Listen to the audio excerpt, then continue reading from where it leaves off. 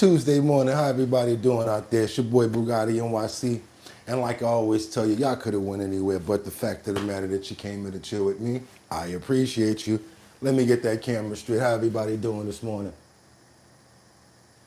Okay, that's pretty good right there. Let me see something because it just hit me with some pop-up real quick. Let's get that pop-up out the way. Let's see if we can get that camera right about. Nah, we got to put it back that way. Let's see what we got there. And we can just do, boom, that right there. I think we're pretty good right there, y'all. I think we're good. Okay, hope everybody's having a fantastic morning. Y'all could have went anywhere, but the fact of the matter that you came here to chill with me, I appreciate you. It's Tuesday, y'all. How y'all doing this morning? Let's see what time we checking in on real quick. Let's get some real quick prayers in. We got prayers for liberty and justice. Also, my brother Casey Ramos, who's in the building right now. Also, my sister Rebecca Lanyen Bueno chiming in from Grand Rapids, Michigan. We got Batty Lynn up in here from Detroit. How you doing, Batty? How's everything going with you? See, you got your coffee over there. We got Valen, Easton Brooks. Okay, we got Mark Dorfman. What's up, Mark? How you doing, bro? Hope everything going on good with you this morning. Glad that you came to the event the other day. Jeffrey Spilker. That's right. That's who we got up in the building. And Lord, want to pray for every single person that's here and whoever's not here. Oh, amen. That's right, you guys. My favorite time of the day, no matter what, this is where I love to be at. I don't care what nobody say. Everybody be like, how could you do that every morning? How could you not? How could I not come here and hang out with you guys every morning and do this? All right, we got the audio up. You guys are seeing full screen now. I made sure of that. And it's no time but like the present. Because I'm ready to go. And they're ready to go. I said it's time to start the show. I hope you're ready, yo, yo, yo, yo, yo, yo.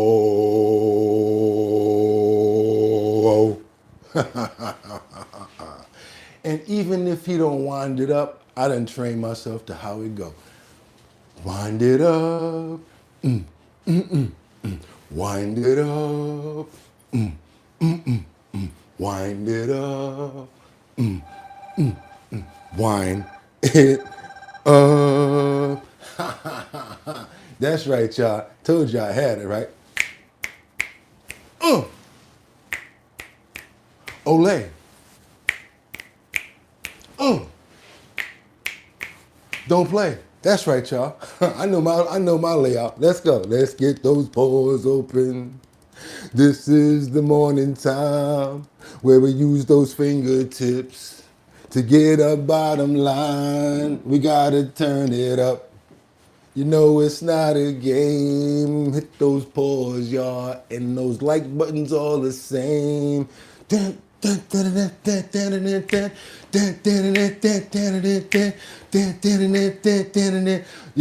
Spider-Man and Freeze in full effect. Y'all ready, Ron? Yeah, I'm ready. You ready, Bill? Yeah, I'm ready. Yo, Slick, you ready? Huh? Break it down. Girl, I must warn you. I feel something strange in my mind. The situation is serious. Let's chill because it's running out of time. It's all so deadly when love is seen together from the heart. It's all so beautiful, and I don't really know that part, but I know this part, y'all. It's driving me out of my mind. What? That's how it's hard for me to find. Can't get it out of my head. Miss her, kiss her. Girl, give you that girl was poison. Yo, that was my joint right there. Before you step to me to fly, girl. Cause it's you think she the best thing in the world. Y'all remember that, right? She's so fly. She'll drive you right out of your mind and steal your heart when you're blind. That's that joint right there, y'all. Y'all know why I'm turned up. First of all, because it's our bottom line, and I'm here with y'all. Also because if pump that beat. It's Tuesday the 18th. That's right, y'all. It's 2025. I'm your host, Bugatti NYC, and this here's our bottom line, where we be talking about this and that and that and this and this and that and that. Where we be talking about this and that and that and this and this and that. Just got me lit. Hey, yo, Spider-Man. Hey, yo, Freeze. Y'all ready? Girl, I must. Come on, y'all can't even front. That was the joint. When y'all heard that come on, whoever didn't run to the dance floor, you must have had on a cast. What's good, everybody? It's Tuesday. Y'all could have went anywhere, but the fact of the matter that y'all came here, I appreciate you for dealing with my crazy openings and all of my nonsense. Yes, thank you so much, Southeast Lisa. She said, I'm turning up right with you, like, okay. Thank you so much, Staccato. What's up, Rebecca? Lanya and Bueno. How you doing over there? What's up, Luigi? Let's get them prayers in for the last people that wasn't here, like Jay Woods. We got Marlon up in the building. Also, Namie. Also, Luigi. That's right, Liberty and Justice. Rebecca, Lanya and Bueno. Jeffrey Spilker. Miss Paris. How you doing this morning?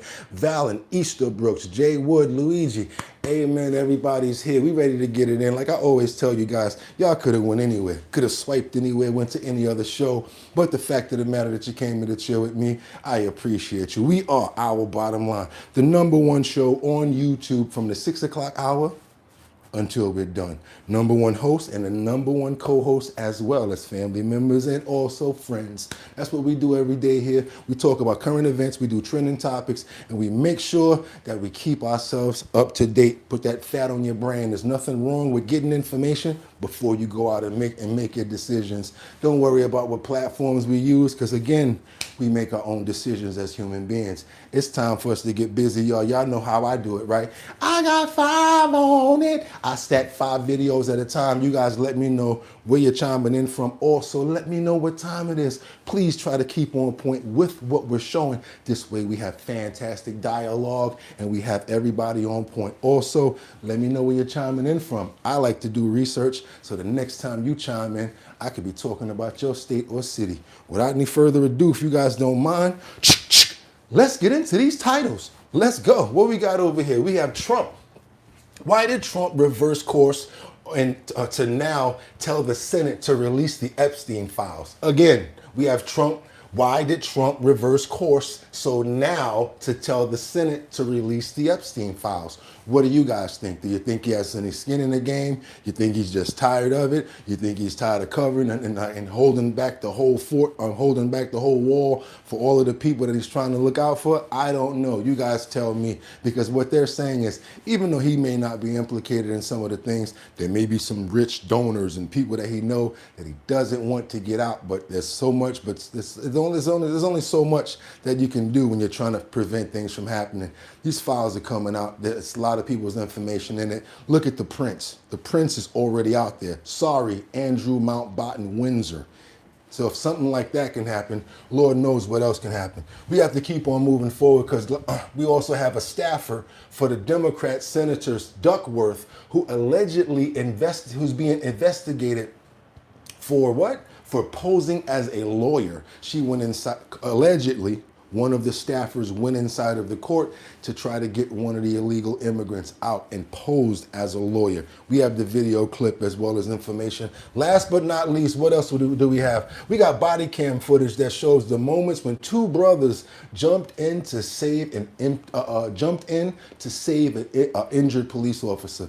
Love to report good stories, good news. We don't always want to have bad things in the headlines. Let's have some good stuff going on too. Hopefully people want to see that. So without any further ado, I'm ready to get to work. Let's go ahead and see what we got going on this morning.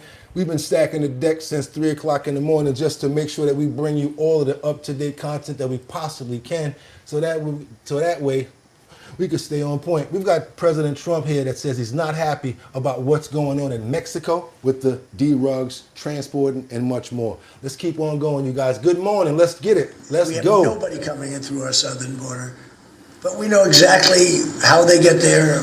Not only that, but what I want to say is this. When the president says we know your address and tells the D-rug lords like we know where you live at, I think they need to pay a little more attention to him, because you guys remember the last time he said that, he actually handed someone a piece of paper and told them, I know where you live at. Check it out. We have nobody coming in through our southern border, but we know exactly how they get their things here, how they get the drugs here, fentanyl, cocaine. Colombia has cocaine factories where they make cocaine. Would I knock out those factories? I would be proud to do it personally. I didn't say I'm doing it, but I would be proud to do it because we're going to save millions of lives by doing it. Would you only do it with Mexico's permission, though? I wouldn't answer that question. I've been speaking to Mexico. They know how I stand. We're losing hundreds of thousands of people to drugs. So now we've stopped the waterways, but we know every route. We know every route. We know the addresses of every drug lord. We know their address. We know their front door. We know everything about every one of them. They're killing our people. That's like a war. Would I do it? I'd be proud to. I'd probably go into Congress and say, hey, and you know what? The Democrats and the Republicans would both agree, unless they're crazy. And they are a little crazy on the Democrat side. But we have lost hundreds of thousands of people a year, death. And that's not talking about family destruction, that's talking about that. And much of it comes through Mexico.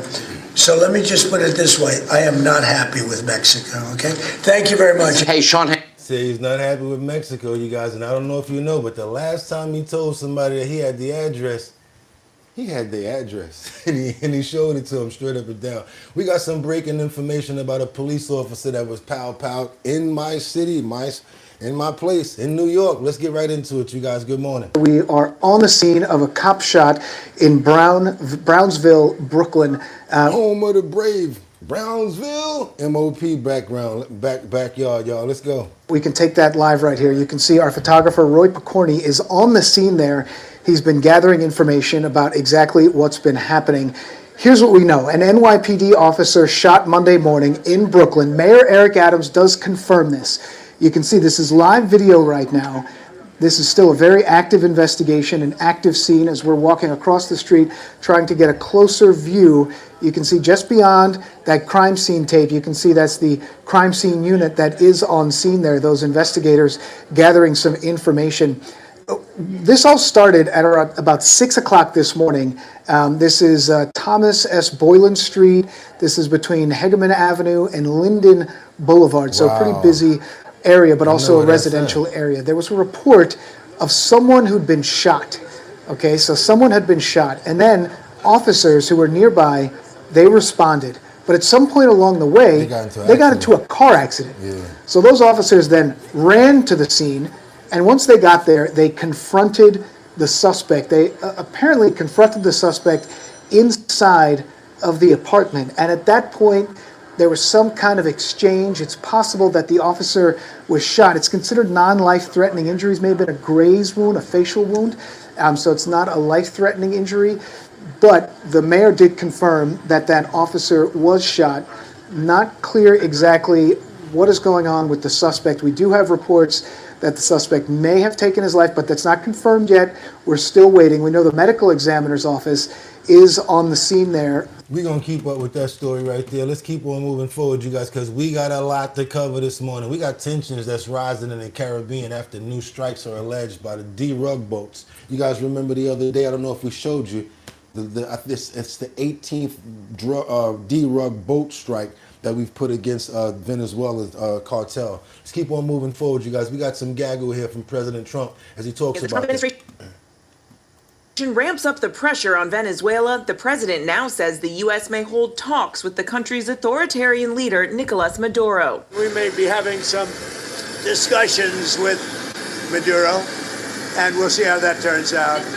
They would like to talk. It comes amid a massive U.S. military buildup in the region. The world's largest aircraft carrier, the USS Gerald Ford, arriving in the Caribbean over the weekend. This powerful image showing it with 3 destroyers in tow, a B-52 bomber, and multiple fighter jets flying overhead. 15,000 military forces now operating in the Caribbean, the largest American presence in decades, part of a mission dubbed Operation Southern Spear.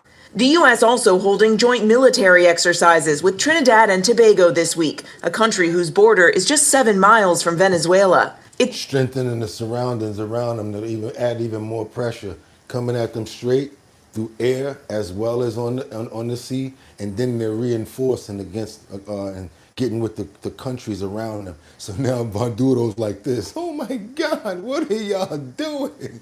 Yeah, you said you wanted it, right? Okay. It's a show of force meant to intimidate the Venezuelan leader. The State Department also announcing it's designating another cartel as a foreign terrorist organization, accusing Maduro of leading it himself. All this as the administration escalates its attacks on alleged drug smugglers, striking the 21st vessel over the weekend, now killing a total of 83 people. But the White House still has not provided any public evidence of any crimes committed or even identified those killed. Y'all can go out there and try to fish it out, get some nets and all that stuff and see whatever y'all recover. I mean, y'all can do all that. See what y'all recover, but I'm just putting it like this. I don't think people need to be getting in no boats talking about row, row, row your boat. They be telling them, look, man, we going to make a lot of money. Get on the boat, you just go. Nah, bro. They're going to be like, I'm talking about, you know that face of that little black African boy that they got in that little meme where he be like this? When the white lady be trying to talk to him, he be like this. You know what I'm talking about. Or the dog, they be like this. Nah, I ain't going nowhere. I'd rather, man, listen, give me the broom. Sorry, I'm not getting on that boat at all. You don't see 21 of them things. You think we don't got TV over here? They got cell phones in Venezuela. Them people ain't stupid. You must have some real thundernuts getting on them boats right about now, because if it was me, you couldn't give me $27,000 million to get on one of them boats. Just know not to do it. How about that? Just don't get on the boat. We got some more gaggle as Trump says, Mamdani. Oh God, this is the first time I reported this guy. I've been trying to dodge it, but I have no choice. Mamdani wants a meeting in Washington, and he says he's willing to entertain him. Let's get over here to see what's going on with this Mamdani situation over here. Because, yeah, he says he's going to entertain him. So let's go. By the way, I mean, I hope this meeting happens, and I hope it happens between 1 and 3 p.m. Eastern time. President Trump says he will meet with Mamdani. Let's listen in his own words. 1 and 3 Eastern time. The mayor of New York, I will say, would like to meet with us, and we'll work something out. But he would like to come to Washington and meet, and we'll work something out. We want to see everything work out well for New York. So, somebody said B-52s, because you know what them B-52s got on them, right? You already know. What do you think? No, the president's right. He'll meet with anyone. That's one of the things about him. He'll hear the proposal. Yes, but the idea, Valen, you know what that is, right? The B-52s. idea that the president is going to somehow be welcoming of the policies that goes against everything that he believes in, I don't think that's going to happen. So we'll see how the meeting works. Hopefully they can work together. But if New York think they're going to be able to live in isolation without the federal government when this city is already in debt, I don't think that's. I think it's really interesting though, because we're not only in debt, we're in trouble. We're like so much less security than we used to have. The police force is down. It's crazy in New York right now. I'm talking about woo. Let's get into a little bit of Epstein information, because Trump just issued a really quick reversal on his Epstein decisions. You guys, Trump issues a stunning reversal on these Epstein files. Let's keep going, y'all. Let's go. President Trump is now calling on Republicans to release the Epstein files, and a vote could come as soon as this week. What a change that is. Mark Meredith is live at the White House on that with us. What's the latest, Mark?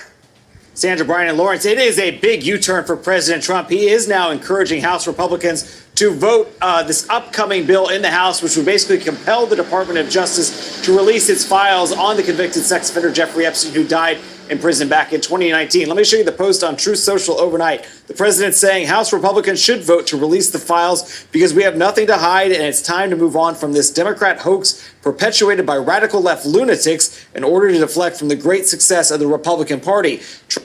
Trump added, let's start talking about the party's record-setting achievements and not fall into the Epstein trap, which is actually a curse. All right, I know you want to read that, but how about we let him say some of this stuff right here? Because I'm sure we got some gaggle on Air Force One or something where he's basically saying it himself. So let's go. Overnight, a major reversal from President Trump. I don't care about it, released or not. What I think you should do, if you're going to do it, then you have to go into Epstein's friends. This Reid Hoffman spent a lot of time with the island. I was never on his island. Who the hell is Reid Hoffman? Who's that? Out of nowhere. He said, look here, Miss Hawkins. I wasn't born with a silver spoon in my mouth, Miss Hawkins. You know, it wasn't just me by myself. It was the CMB, Cash Money Brothers. That's right there. Kareem Akbar. That's the one that led it right there. Told me they was going to kill my mother. Go on, Press. Under the boat. Let's go. Under the bus. Come on, man. Come on, what happened? Let's get that audio back. You got mad or something? Oh, what was that? All right. Hold on. All right. Let's go. Let me get that back for y'all. Time with the island. I was never on his island. What I think you should do, if you're going to do it, then you have to go into Epstein's friends. This Reid Hoffman spent a lot of time with the island. I was never on his island. Bill Clinton went there supposedly 28 times. Trump last night making his new position clear. House Republicans should vote to release the Epstein files because we have nothing to hide, and it's time to move on from this Democrat hoax. It comes ahead of tomorrow's expected vote in the House on a bill that could force the release of all of the Justice Department's files on Epstein. The lead Republican co-sponsor of the bill says more than 100 Republicans may support it. You will have voted to protect pedophiles if you don't vote to release these files. The record of this vote will last longer than Donald Trump's presidency. Trump this weekend attacking his former ally, Congresswoman Marjorie Taylor Greene, calling her a lunatic and a traitor after she supported releasing the files. I believe the country deserves transparency in these files, and I don't believe that rich, powerful people should be protected if they have done anything wrong. Okay, y'all, we got a whole bunch more of this coming up. What I want you guys to do for me is double tap that screen. Let's go ahead and get those likes up. Like I said, yes, I'm not just stopping it like, oh my God, what about? Yeah, I got more, but down the line. I'm gonna need you guys to double tap that screen, hit those 3 dots right there, boop, hit that like button, and that's all I'm asking you guys to do, because I understand this hard out here for a pimp, so I ain't trying to hit your pockets, man. I ain't trying to hit your pockets. I understand it's real. It's real. I get it. All I would really like you guys to do is double tap the screen and get the likes up to make the ends justify the means. It actually makes more people come over here. We have a lot of educational things. We have a lot of trending topics that are coming up. And we got some follow-up stories that I think that a lot of people would like to see. So all I'm asking you guys to do, I ain't going to hit your pockets, but I'm going to hit your likes. And I'm going to ask you guys, if you appreciate the content, go ahead and hit the subscription and become a member. Go ahead, y'all. Let's get on over to this staffer for the Democratic senior called Duckworth, allegedly under investigation for posing as the, oh my God, an illegal migrant's lawyer. This is in our heading right now, so I guess we're getting right to it, y'all. Let's go for it. Senator Tammy Duckworth's office in Illinois is in hot water after the Department of Homeland Security alleged he posed as an attorney to release an illegal immigrant in ICE custody. Video posted by DHS on X allegedly shows the staffer, identified in a letter sent to Duckworth's office as Edward York, at an ICE facility in St. Louis on October 29th. York reportedly works as a constituent outreach coordinator for Duckworth's office. According to the acting ICE director Todd Lyons, York entered the facility with aims to release Jose Ismael Ayuso Sandoval, a 40-year-old illegal immigrant who DHS claims has a DUI conviction and has been deported to Mexico 4 times. DHS told Newsweek that Sandoval was arrested in Staunton, Illinois on October 29, 2025, and had been issued a final order of removal in 2003. In a letter sent to Duckworth, Lyons went on to write that York claimed to be Mr. Ayuso's attorney and then demanded to speak with his client. York then allegedly met with Sandoval and was even able to get the illegal immigrant to sign a G-28 form, which gave him permission to represent Sandoval and correspond with government agencies on his behalf. After receiving Sandoval's release order, DHS says that the alleged scheme started to unravel when, 4 days later, a law office in Collinsville, Illinois, also filed a G-28 form for Sandoval without the immigrant's signature. Lyons now alleges that York may have been collaborating with the firm to cover his misrepresentation. According to Fox News, ICE was not able to verify if the staffer was an attorney. The letter to Duckworth's office also pointed to a post on the Montgomery County, Illinois Democrats Facebook page, which recounted the events, alleging that a member from Duckworth's staff went to the ICE field office with a packet of documents including a release form. DHS also said the post stated that Illinois Governor Pritzker's office was also heavily involved in the case. Duckworth has until November 17th to respond to Lyons' letter regarding York's alleged activities. Like many other Democrats in Congress, Duckworth has been an outspoken opponent to the Trump administration's heavy-handed immigration enforcement strategy. In early October, Duckworth and fellow Illinois Senator Dick Durbin said they were blocked by federal officials from entering an immigration facility outside Chicago, where National Guard troops had recently gathered. The pair accused the Trump administration of stonewalling congressional oversight and warned of an unconstitutional push to normalize troops on our streets. All right, y'all. All right, I'm just about to get to an end anyway. That's enough. I think we got enough on that one. It seems like one of those staffers probably got a little envelope. You know what I'm saying? Help us to get this guy up out of here. Then all of a sudden, when he got caught in the hot water, did he call illegal people? Did he basically ask them, hey, I need you to send that G32 over there so I don't look crazy? So how you going to send that one over there and get the one with no signature when he's already out, a day prior? Come on, man. What's going on with y'all government? Y'all need to get on top of that. Somebody going to get locked up for fraud. Watch your head. Yeah, they're going to investigate that because somebody getting locked up for that. That's federal right there. Let's keep on moving forward, you guys. We got to get on over to Florida where they carry out a massive operation to not get rid of one, but 230 criminals that have been arrested. Illegal criminals, you guys. All the ones that we want off the streets, the ones that do the bad things to the kids and all of that. These are the ones that we want out of here. Yo. In just 10 days, we've been able to remove in partnership with the state of Florida over 230 of the worst heinous criminals from their streets. Our job as law enforcement is to protect the most vulnerable. Democrats will tell you that that is the criminal illegal aliens who they have let run free in our communities, but not this group of law enforcement. We know that it's the children that is our job to protect. These men and women put their lives on the line every single day to protect the children of their communities and protect the American people and put them first. And that's just what we've done. These heinous criminals have gone and attacked children at their most vulnerable state, and law enforcement has stepped up to the plate to remove them from the communities. Over the last 10 days, we have removed 54 sexual predators, 164 offenders of sexual crimes, 2 convicted murderers, 1 convicted of drug trafficking, and 8 other heinous felonies.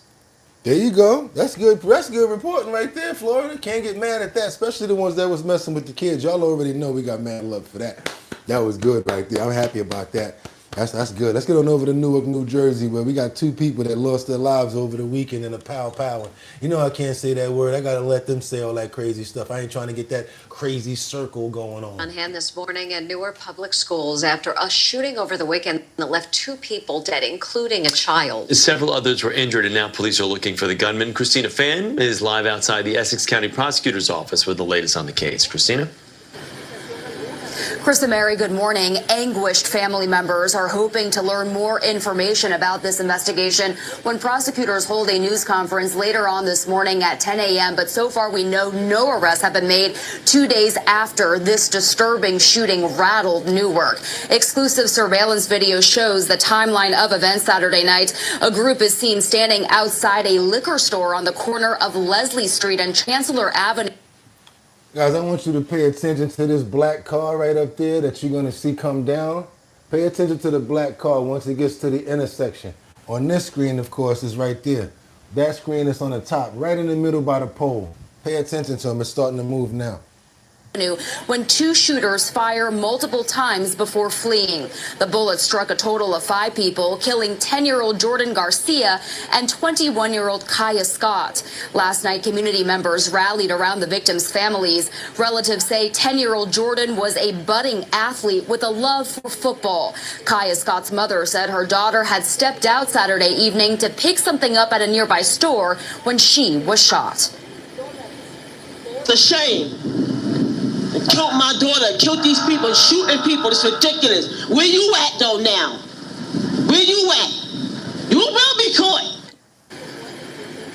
3 others were injured in Saturday's shooting: an 11-year-old boy, 19-year-old man, and 60-year-old man. Prosecutors say they are all in stable condition. The superintendent of Newark Public Schools says counseling and support will be offered to students and staff this week to cope with the difficult loss. The Essex County Sheriff has announced a reward of up to $10,000 for information leading up to an arrest. Telling you guys, if y'all watch any of those little video clips on your phone sometimes where you might be going through TikTok and you see where it's like an actual video game and the kids are playing it, you need to watch it. Because I tell you, when I watch those videos and when I watch those games, it's the same thing that I'm starting to see on the news.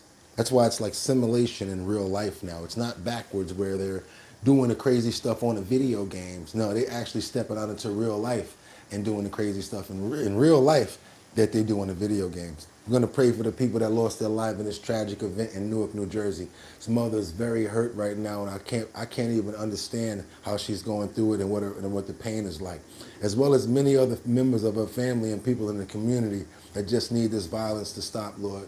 We ask that we have some strength today and we can get through stuff like this. In your name, amen. Terrible, tragic situation right there. We got to keep on moving forward, man. That's why it's like, I hate when stuff like this happens. We got to get on over to New York right now. We got this photo of a man who's allegedly the quarterback. Remember Chris Boyd? We reported this story yesterday. It was related to a nightclub that they were at.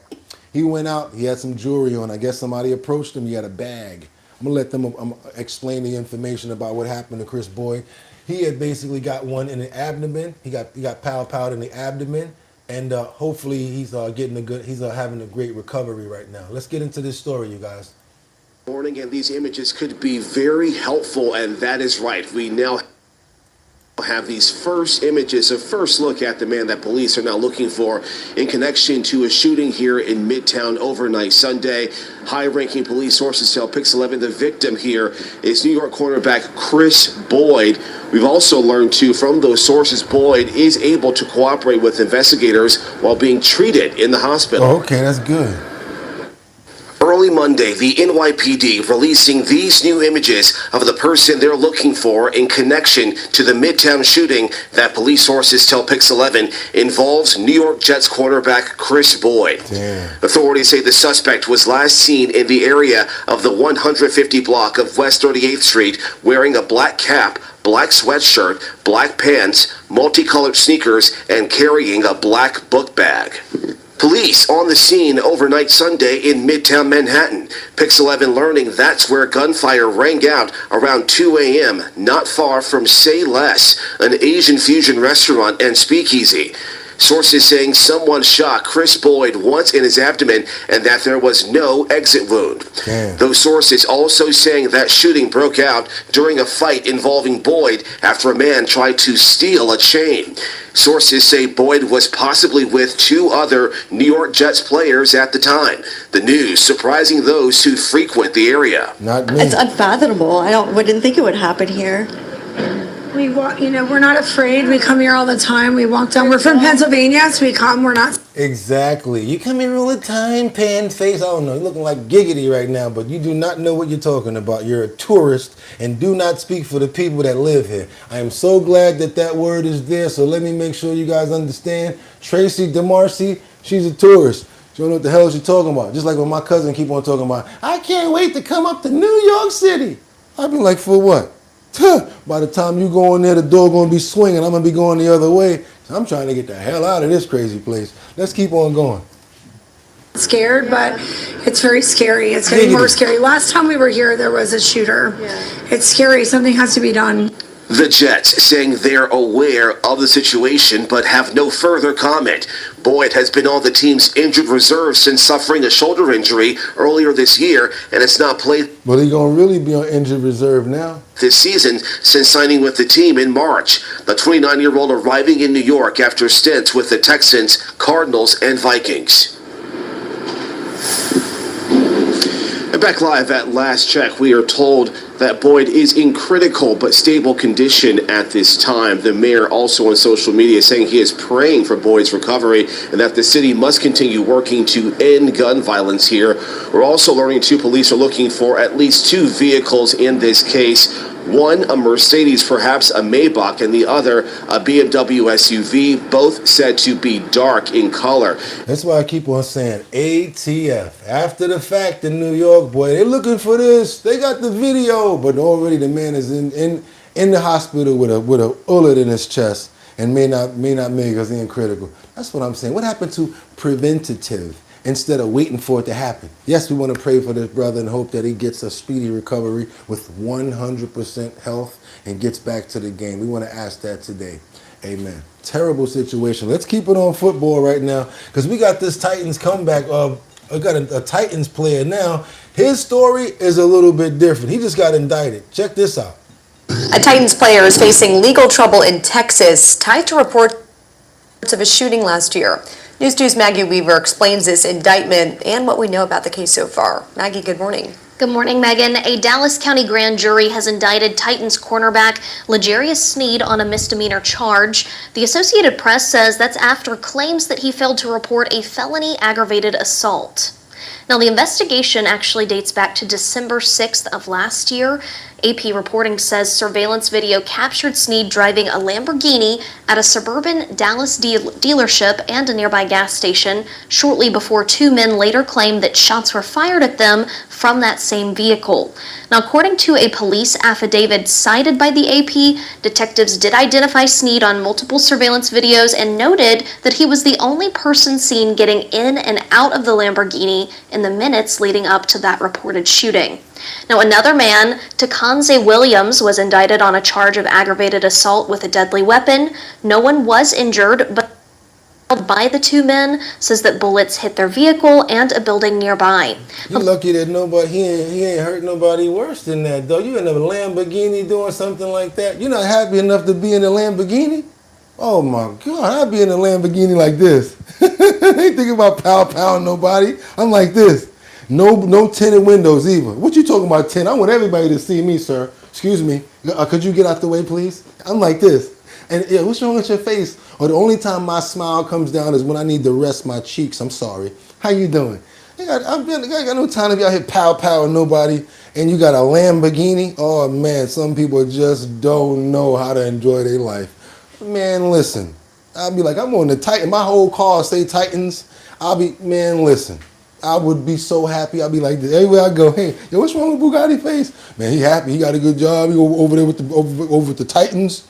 He's working and doing this thing. I'll be like this every day. Hey, how you guys doing? It wouldn't be with nobody to start no beef, I tell you that. I'll be working out in the gym to try to live longer. You heard what Big Pun said. I want to live. I'm trying to work out. Exactly, because the longer you live, the longer you can benefit from situations that they in. I don't know whoever's here under the sound of my voice, need you guys to pay attention because at some point you got to realize even though you have money, don't mean that you got fat on your brain and don't mean that you make the right decisions. That's why we still have to have the right sort of parenting, the right sort of bringing up, and then we talk about the community because it starts from the house. And it doesn't matter where you wind up at because you see what's happening. People with the money doing the craziest things, wanting to be gangbangers and all types of stupid stuff. Fool, you already rich. Man, you let it be me. Have this sanctuary, be chilling out there. Ain't thinking about none of that nonsense. Let's keep on moving forward, you guys. Let's try to stay positive and get away from the nonsense. Let's get on over to President Trump, who snaps on a reporter for saying, and he said that you're the worst. Let's get it going a little bit more back into these politics, you guys. You know, we got to cover every aspect. Mr. President, Tucker Carlson recently had a friendly interview with anti-Semite Nick Fuentes. Tucker Carlson. What role do you think Tucker Carlson could play in the Republican Party and the conservative movement going forward? Well, I found him to be good. I mean, he said good things about me over the years. I think he's good. We've had some good interviews. I did an interview with him. We had 300 million hits. You know that. Look, I can't tell him. Should he be? Will you let me finish my statement? You are the worst. You're with Bloomberg, right? You are the worst. I don't know why they even have you. Damn. We've had some great interviews with Tucker He Carlson. is brutal. But you can't tell him who to interview. I mean, if he wants to interview Nick Fuentes, I don't know much about him, but if he wants to do it, Get the word out. Let them, people have to decide. Ultimately, people have to decide. The mayor of New York, I will say, would like to meet. How do you ask him a question after that? After he says something like that, you with Bloomberg, right? Like he know who you. He like, you with Bloomberg, right? Oh, you are the worst. How do you say? She like this right now. I'm just gonna get the rest of whatever they say. I'm not even gonna ask him nothing else right now. Oh, you on the spot right now. All the other reporters looking at her like, you should have waited. I'm gonna wait. I'm gonna wait for a break in the conversation. Let's keep on moving forward, you guys, because we got this man that's wanted for attacking a 16-year-old girl and held her at gunpoint in North Harris. Oh man, here go wood chipper time right here, boy. And I hope the fact that they're reporting this story, means that they caught this fool.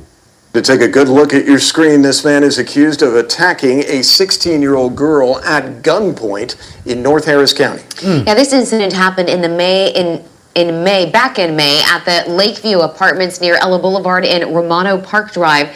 The Harris County Sheriff's Office says 35-year-old Reginald Pat is now wanted on multiple felony charges, including indecency with a child.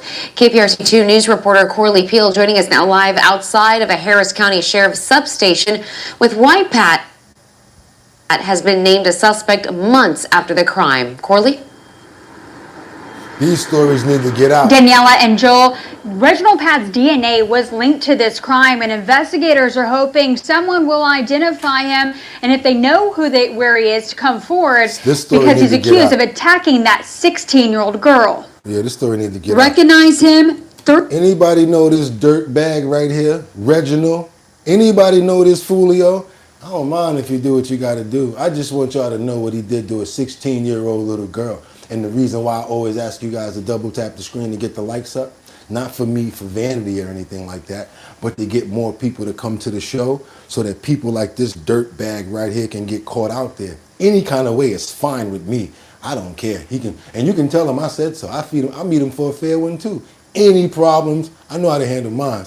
But this dude right here, he need to be handled up on. So I would really appreciate if we can get this story out. Let's double tap that screen, get more people over here to know about these dirt bags and people like Reginald. Straight in the mouth. I'm telling you, oh man. I know y'all always telling me to stop, but no, I ain't listening to you. I'm not listening to y'all today on this one. I'm whooping his ass, period. Call me what you want. 35-year-old Reginald Pat is wanted by the Harris County Sheriff's Office. Yeah. He's accused of attacking a 16-year-old girl at gunpoint in May. The girl just got off the school bus when police say she walked through a hole here that used to be in this fence to get to this apartment complex, and that's when she spotted Pat holding a gun on a back porch. Court records show Pat allegedly removed the gun from his waistband, telling the girl, "Don't scream or I'll shoot you." The girl told investigators Pat began sexually assaulting her. She managed to wrap her arms around him, and while holding her cell phone, she hit the SOS emergency button through the Life 360 app, notifying her mother. Detectives say the girl's sister found her, started screaming at Pat, who ran away. Roughly 5 months after the attack, records show DNA collected from the crime matched Pat. The teen ultimately identified him in a photo lineup. Investigators say Pat is believed to be homeless and known to frequent the FM 1960 and Cypress Station area, but he's still on the run.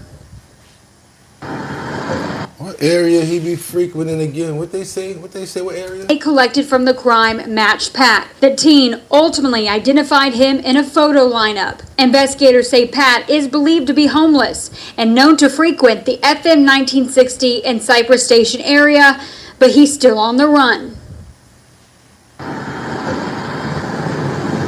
And Pat is charged with burglary, indecency with a child, and aggravated assault with a deadly weapon. If you see him, you're asked not to approach him, but to contact 911 or the Harris County Sheriff's Office immediately. Don't approach him. Yeah, all right. Harris County, 16, 93rd and 1st. Okay. Yeah, motherfucker. Piece of shit. Okay, you guys, do me a favor, double tap that screen. Let's get those likes up. Let's get on over to Washington, where Trump says he would sign the bill to release Jeffrey Epstein.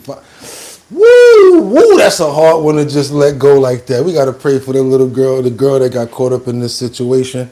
She was 16 years old. Lord, please, let's protect our children and our youth. And let's try to see if we can do as much as we can to try to make sure that we prevent things like this from happening. We ask this today in your name. Amen. I'm sorry, you guys. I'm just turned up right now. That got me kind of peed off right there. Trump said he would sign the bill in order to release the Jeffrey Epstein files. Let's get into direct information. We got a lot of Jeffrey Epstein information that's coming on right now. Let's get into it, you guys. Let's To vote in favor of this Epstein release bill they're going to vote on tomorrow. I just want to be super clear of your position. Do you want to see that pass the Senate? Would you sign that bill if it gets to your desk? I do want to say, here's what I want. We have nothing to do with Epstein. The Democrats do. All of his friends were Democrats. You look at this Reid Hoffman, you look at Larry Summers, Bill Clinton, they went to his island all the time, and many others, they're all Democrats. All I want is I want for people to recognize a great job that I've done on pricing, on affordability, because we brought prices way down, but they're going way lower, on energy, on ending 8 wars, and another one coming pretty soon, I believe. We've done a great job. And I hate to see that deflect from the great job we've done. So I'm all for it. You know, we've already given 50,000 pages. You do know that. Unfortunately, like with the Kennedy situation, with the Martin Luther King situation, not to put Jeffrey Epstein in the same category, but no matter what we give, it's never enough. You know, with Kennedy, we gave everything and it wasn't enough. With Martin Luther King, we gave everything and it's never enough. We've already given, I believe the number is 50,000 pages, 50,000 pages. And it's just a Russia hoax as it pertains to the Republicans. Now, I believe that many of the people some of the people that we mentioned are being looked at very seriously for their relationship to Jeffrey Epstein, but they were with him all the time. I wasn't at all. And we'll see what happens. What I just don't want Epstein to do is detract from the great success of the Republican Party. Or eclipse by the situation being so big. But the problem with that, Prez, is it is a bigger story, and they want the rest of the other people that actually had something to do with this. This story eclipses every single story that we ever done. I'm telling you right now. And I don't even think it's going to be over once the files come out either. Because now, once the files come out, now they're going to want the people. I would want them too. Just like I want that guy Rodney. Woo, man. Might rewind the video myself to go back over. I'm telling you, woo, we got to look out for our kids, y'all. I'm telling you. And if anybody know or anybody see that guy, y'all got to really be on point and make sure that you guys report him. And don't be on that, I don't want to be no snitch crap. Report him if y'all ain't going to handle up. Straight up and down. And that's all I'm going to say on that. Capitol Hill. Recordings and documents uncovered of Jeffrey Epstein texting congressperson during the deposition on Trump's ex-attorney, Michael Cohen. We started this the other day. We talked about the congressperson. We had her in there. We showed the video clips of the text times going back. We have the transcripts as well as the actual emails from the Jeffrey Epstein estate that basically got everything printed out of what they even said on that line of communication.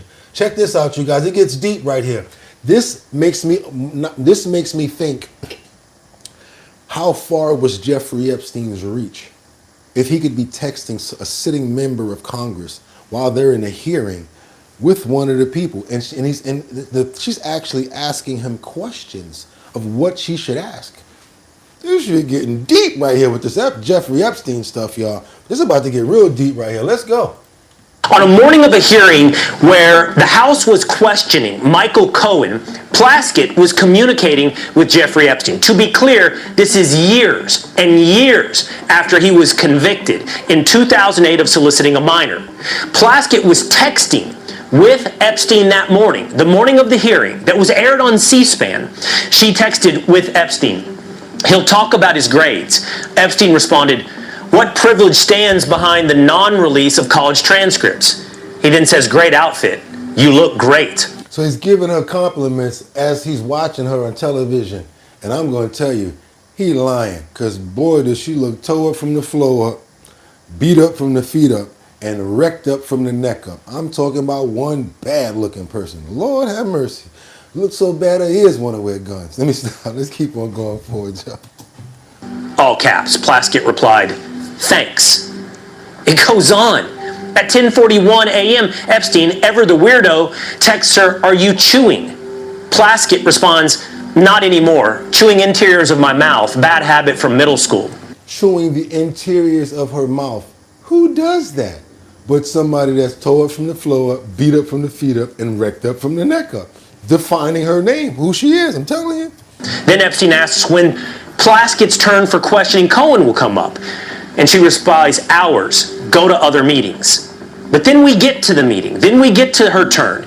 Then we get to the questioning of Cohen. And Epstein tells her, "Cohen brought up Rona, keeper of secrets." Plaskett doesn't know who Rona is. You don't know who Rona is. And Rona's in all caps. So Plaskett responds at 2:25 p.m., "Rona?"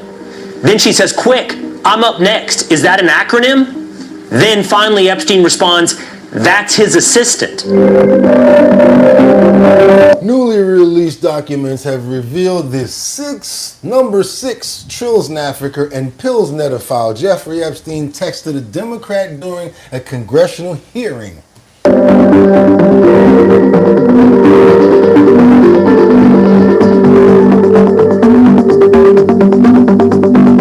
her right there. Now y'all tell me that I'm not lying. Whoa, Lord. Lord have mercy. Whoa, whoa, whoa, whoa, whoa, whoa, whoa, whoa. Okay, Epstein's estate released the documents that showed Democratic Representative Stacey Plaskett was messaging the pedophile.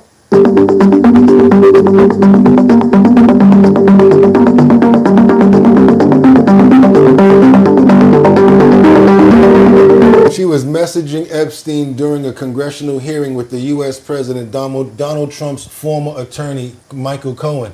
You guys remember, I showed you guys this yesterday.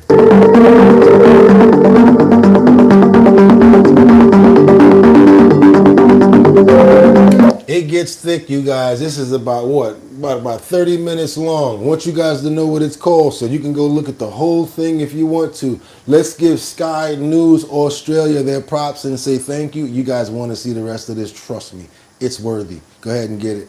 It's documents uncovered. Jeffrey Epstein texted Democrats during deposition of Trump's ex-attorney. How does he have that much power?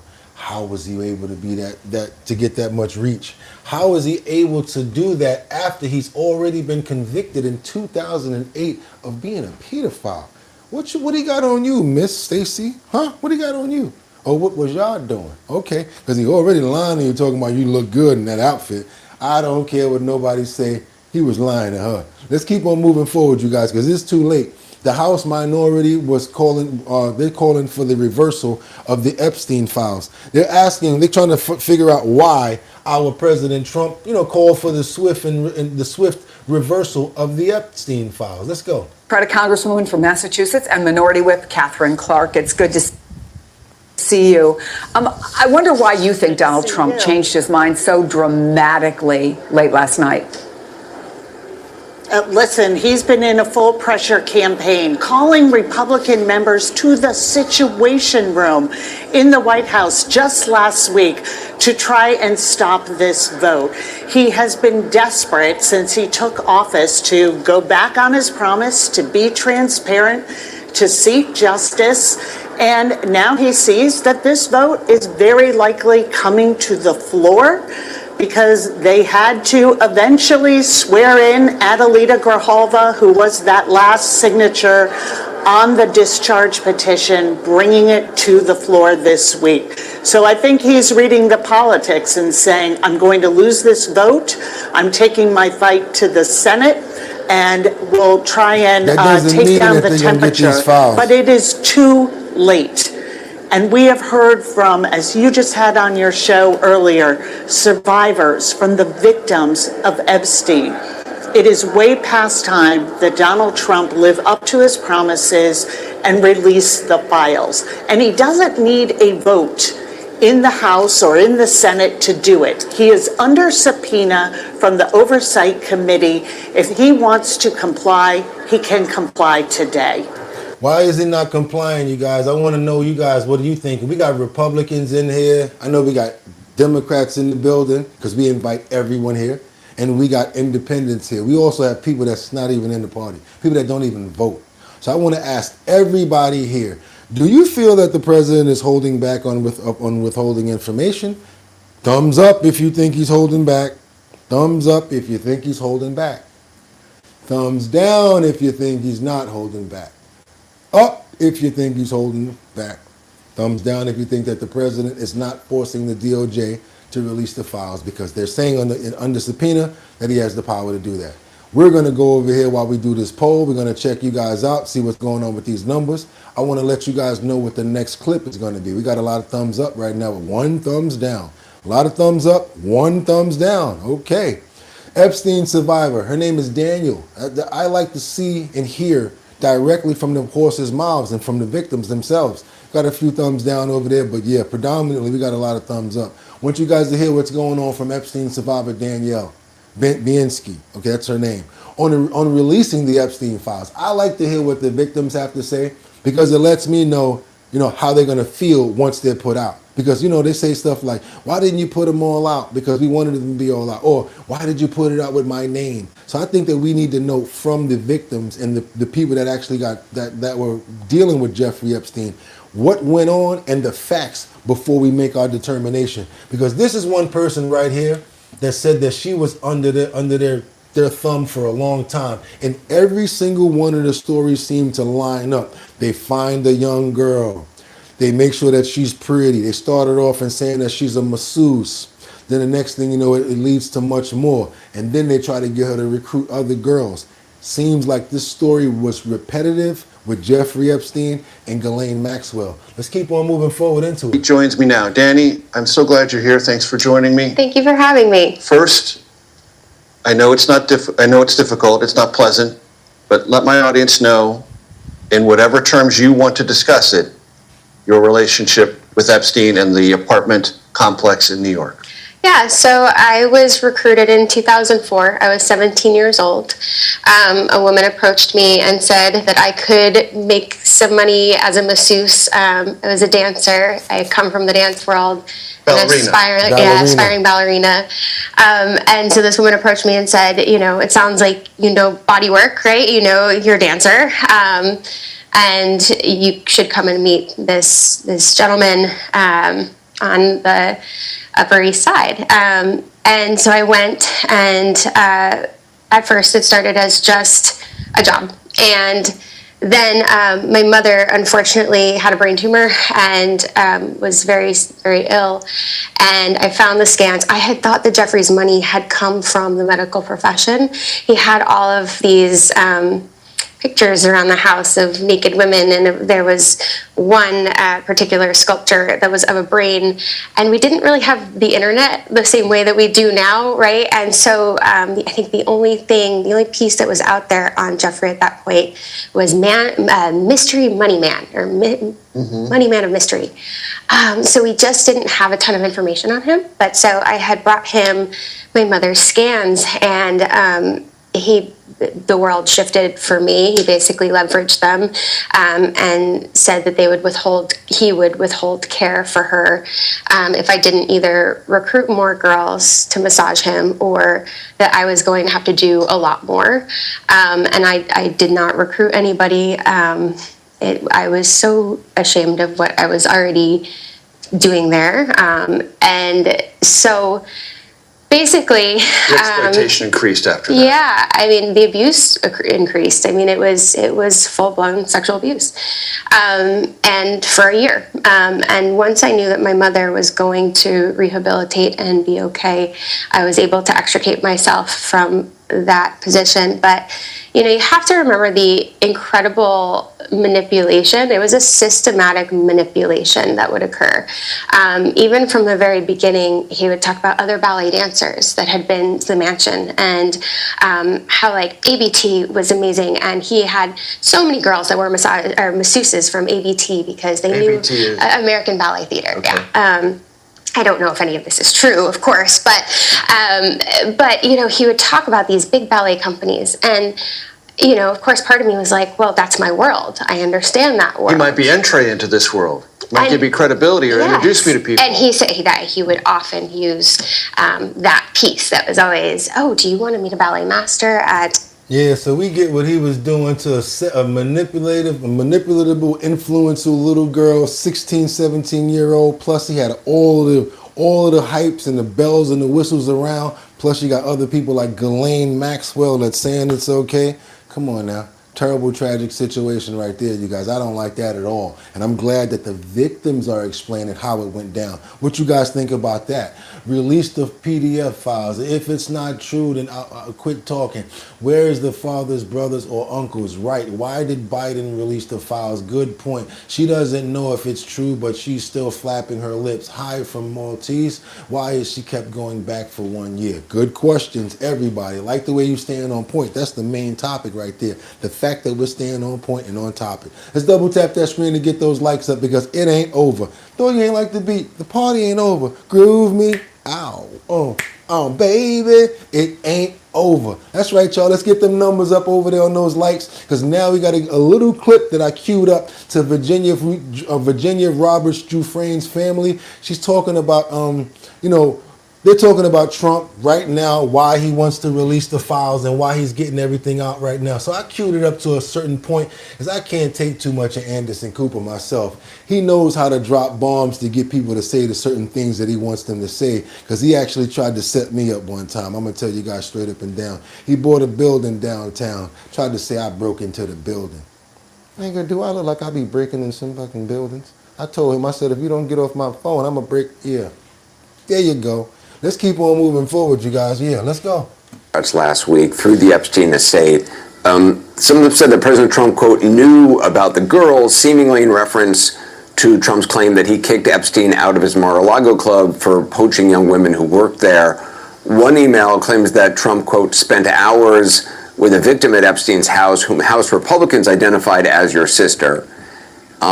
When you read that and heard that that's who the victim was that was noted, I'm wondering what you thought, because I know that your sister never implicated the president of any wrongdoing in her book or public comments. Get it out. I think it's very much twofold, Anderson, because like you had noted, no, she didn't. She always said that he was nice to her. Thank you. Looking like Steve Martin trying to throw some monkey wrenches out here. But not necessarily like that he wasn't around Epstein, that he couldn't have been implicated in another way, shape, or form. I think that'd be naive to say, because it would take away from another survivor's story potentially that would come forward, and they have their own experiences potentially with President Trump himself. I think the biggest opportunity we have here now is that the fact that he is named in these files, the fact that his name is being brought up well over, I mean, almost to an extent of hundreds, if not thousands of times in these documents. Anybody who is in these files should be thoroughly investigated to the fullest extent. The problem is, and I think this is where the American people don't need to get confused, is because a lot of what they're getting is out of the estate right now. It's not necessarily out of the files that the DOJ has. It's out of the estate itself that they're summoning a lot of these documents. And Anderson, how careless is it for them to actually name and unredact her name when she's not here to speak for herself? Yeah, I saw that. I think it really did feel like a slap in the face. It felt like they were trying to vindicate President Trump in some way and say, "Oh, it's no longer a hoax because Virginia cleared my name." Mm-hmm. That's not the case here. She can't be used as a political toy. I think no survivor should be used as political toys. But sometimes if it's all you got and that's all that you have that can clear your name, you might want to. And she put it in the book, so why can't he say that? I understand that's your sister, brother. I understand. But if I'm out here and they're trying to blame me for something and nobody around there to validate my parking, I'm going to have to go to the videotape. That's all I'm saying. And I'm just trying to be fair with everybody. And you got to be careful with this dude right here. Oh, boy. That's Mr. Manipulator over there. Told you might as well be Steve Martin up there and interviewing him. Let's go. And we need to start respecting them and make sure that we are being, if they truly care, I mean, this is what they've ran their campaign on. They released the files, but also Speaker Mike Johnson has said, well, we have to make sure the names are redacted. That's why we haven't released the documents. Well, why is the White House and the House Committee for the Republicans releasing my sister's name when she's not here? That's a contradiction to what they're saying. I think they should fully redact every name for the protection of the survivors, including my sister. Sky, according to Democratic Congressman Jamie Raskin, a whistleblower told him that Ghislaine Maxwell is not only receiving special treatment in prison, but also preparing to file an application for a commutation. Now, this is the problem I have. I don't care who's saying it. I don't like Anderson, but I do not like the fact that she's trying to get out of jail. And if she gets out on that, like a pardon, that's almost worse than Mom Dami becoming the president. Becoming the mayor, because the pain and the suffering that she took people through, I just don't think that she needs to be rewarded by getting out. I think she needs to go back to the max. Hell, get her out the minimum where she's getting food delivered and get her back to the max with the cockroaches. There we go. That'll fit you better, Ghislaine. Do you imagine that might actually occur, that the president might actually do that? What would you think about that? It feels icky, Anderson. I mean, to put it in a very simple term, I think the fact that our president of the United States, meanwhile, let's just state it, the obvious, we have the king in the UK who literally took away his brother's titles and privileges as the prince. You got a point. But our own president of the United States can't pardon or can't rule out a pardon for a convicted sex trafficking. All I'm saying is that part right there. I just would like for that to happen. Rule it out. Like, nah, I'm not giving no pardon. I'm not doing that. But then I talked to my boy yesterday, and you know what he said? Yeah, but she got the little black book. I'm like, what black book? What black book do Ghislaine Maxwell got? You know she ain't got no black book. Let's keep on moving forward, you guys, because someone you know and love. My Little Pony, long hair said, Mister, can I please get the whole big bag? We're going over to someone you guys know and love. You know who I'm talking about, right? Pretty girl, very nice, attractive looking woman. I'm not saying it in any sort of actual sort of way. Just trying to be fair and true. We got Jasmine Crockett, who calls out Marjorie Taylor Greene and President Trump, says that, yeah, the MAGA movement is in fact on point right now. And guess what? Now it's time for them to, now they're at the ethnic, I could say it, they're at the fuck around and find out phase. That's what Jasmine Crockett's saying. Marjorie Taylor Greene and Trump are now in the fuck around and find out phase. It was hard for me to say that. And when I say, my little pony, pony hair said, Mister, can I please get the whole big bag? Because when I used to go like to the hair store, you see like a whole bag of like a whole bag of hair, and it comes in this long plastic thing with like a white thing behind it, and they don't have it like braided up or anything. It's just like loose hair. It looked like she just took it and went like this. So that's why I said, Mister, can I please get the whole big bag? I'm not trying to say Jasmine ain't a very pretty woman, but I just don't think that she needs to have the bouffant. Thanks so much for being here, Congresswoman. It's always good to have you. Yeah. So today, Speaker Johnson told CNN's Manu Raju that he never tried to kill the discharge petition to force this onto the floor, the Epstein bill, onto the floor for a vote. But he shares President Trump's concerns about the bill. Take a listen. We wanted to ensure that victims of these heinous crimes are completely protected from disclosure, those who don't want their names to be out there. And I'm not sure the discharge does that, and that's part of the problem. What's your response to that? I would cuss, but I'm not going to. I'm going to just say he's full of it. Number one. This is cable. You can cuss.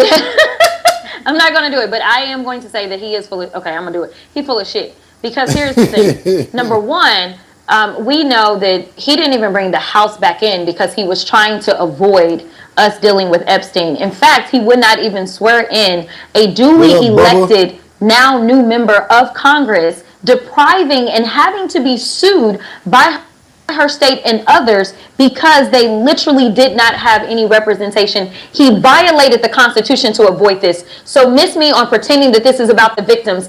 In addition to that, when we finally released some of the information that we got from the Epstein estate, and we had all the victims' names redacted, who was it that was out there saying, oh, and this person is the person that is supposedly mentioned in this section? The Republicans, The Republicans did that to the extent that that victim's family had to come out against them for revealing potentially her name. So they're full of it. So right now, what I think is going to happen, the only reason that he is switched is because obviously he has had lots of conversations. Either the Senate is not going to take it up or they don't have the votes in the Senate. One of the two. Okay. But he never plans for this to actually go forward. Or you think this is going to get killed in the Senate? I think that this is going to get killed some way, somehow. Or the other option is that I think they're going to do the very same thing, and not necessarily the same thing, but the very reason that the files could not be released before is because there were active cases that were taking place.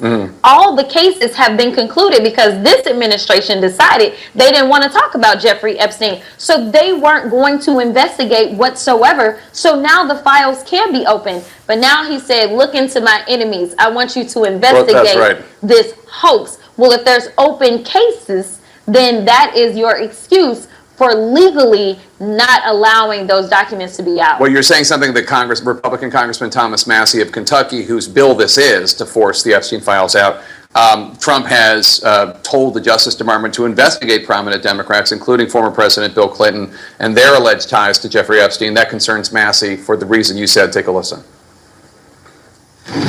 If they have ongoing investigations in certain areas, those documents can't be released. So this might be a big smokescreen, these investigations, to open a bunch of them as a last-ditch effort to prevent the release of the Epstein files. Or it could just block the release of the ones having to do with Democrats, and any other people that might be released. But either way, you share his concern. Yeah, absolutely. I don't think that this is about all of a sudden he woke up on the right side of history, right? Like, I don't. He has consistently gone against his own base. He's told them on Truth Social, stop talking about this. They shut down the House in a time when Americans could not eat, all because they did not want to deal with the Epstein files. And he has called it a hoax. And now he's saying that, well, there's something to investigate. He is all over the place. The one thing that we know for sure is that he was sued not once, but at least twice by alleged child sex victims alongside Epstein. You tell me what other Democrat was named as a defendant alongside Epstein prior to all of this jazz ever happening. We're talking about 9 years ago. All right, we got to get up out of there. We took a bunch more content off of that because of the fact that you had that bouffant on and you were standing there like you ain't had that headboard wrapped around your head, Gina. We took the rest of the content, but yeah, I'll tell you one thing. I can't wait till she get through the My Little Pony phase, because you know how women go through little phases. So now it's a little warm out right now. So she's like, I'm going to put my hair up.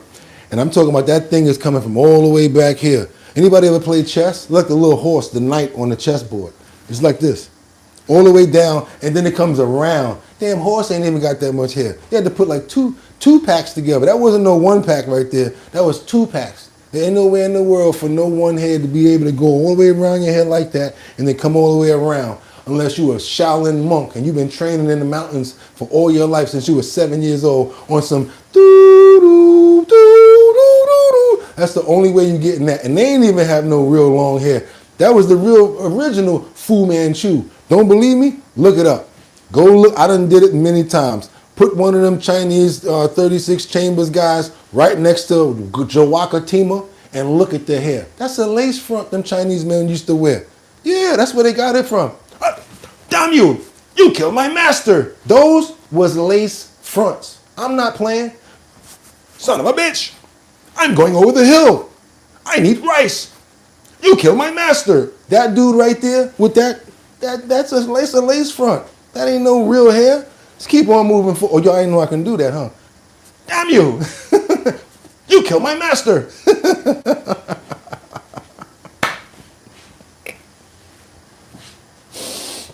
Whoever left, I know they mad right now because we turning up right now. I told you sometimes it take a little minute to get hot in here, but we turn it up, y'all. Let's go. Let's get on over to Chicago, where this mom says she gave birth on the highway because the hospital refused to let her in. Let's keep on moving forward, you guys. If y'all appreciate the content, come on now. I'll be making myself die laughing. I'm about to start crying right now. Do your boy a favor and double tap that screen so we can get those likes up to get more people over here. And give me all the damn money in your pockets. Give it up. Give it to me now. No, I'm just playing with you. I know it's hard out here for a pimp.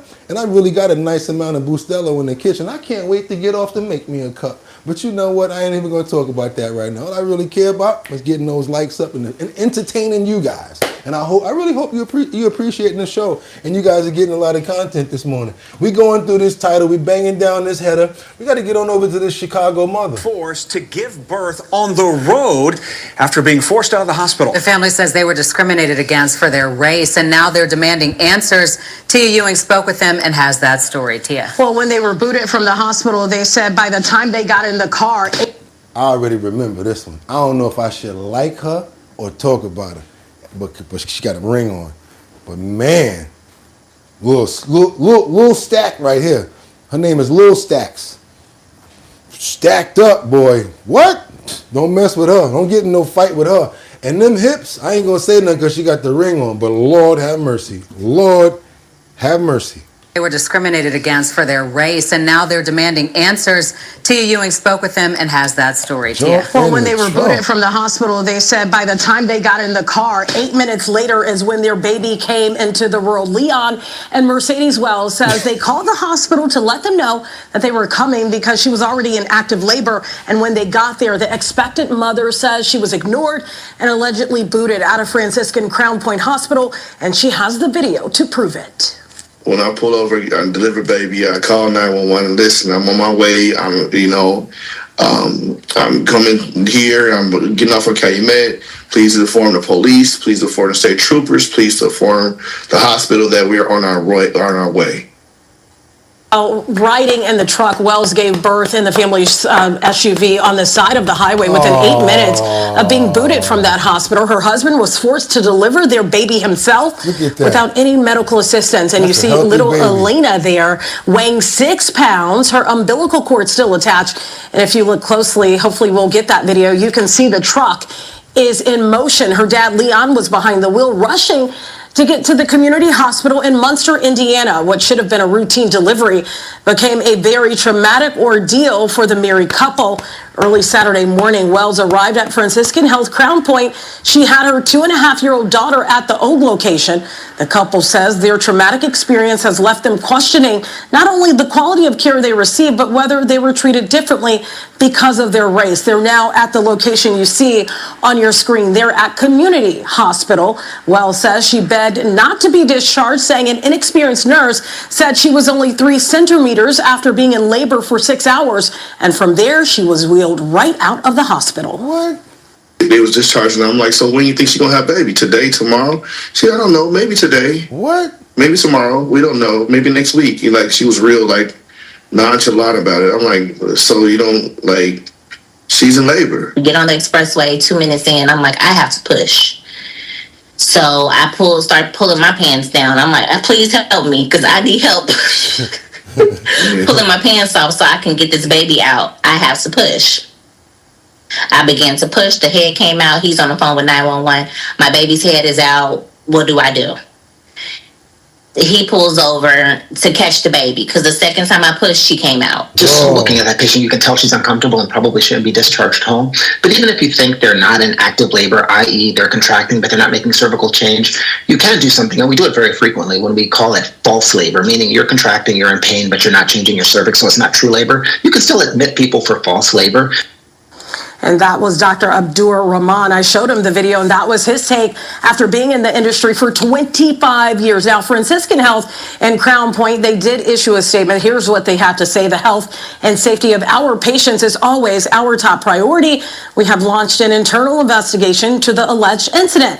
Due to patient privacy laws and our own policies pertaining to internal investigations, we are unable to comment further at this time. As for little Alina, she is doing fine. She came into the world at 6:28 Sunday. My bad. They blocked out Lil Stack. Sunday morning, the family says Community Hospital is finally giving them the level of care they deserved from the start. They have now hired attorney Cannon Lambert, saying they don't want what happened to them to happen to someone else. Like he had a muscle suit on. It's so hard to concentrate on what you're talking about when you got that build like that. She's like, yeah, I'm talking about this. I'm like, honey, are you okay? Like, you on roids or something? After she get off, she be like, all right, see you guys later.